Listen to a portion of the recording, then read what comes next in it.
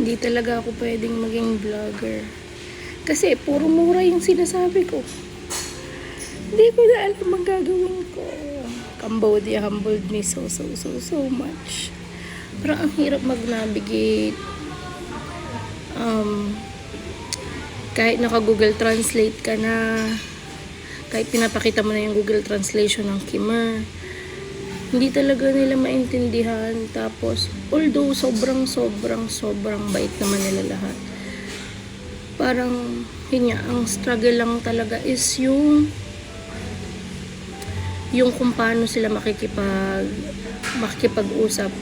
At naiintindihan ko din naman na binibisita ko lang yung country nila, and siguro malaki din yung fault ko na somehow di ako nag-aral ng mga basic Khmer greetings, or as in mga like, kahit pagsasalamat or santo, or alam mo yun,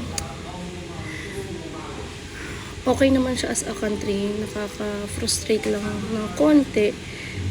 Hindi sila nakaka-frustrate ako sa sarili ko kasi it's it's my fault. Tapos ayun,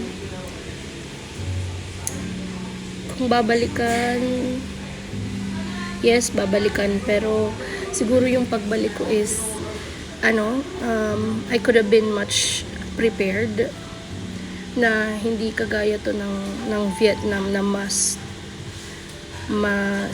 kahit na third world country is mas advanced somehow.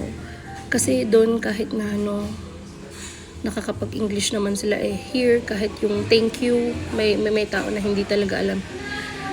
Kahit hello, ganun. So, ayan.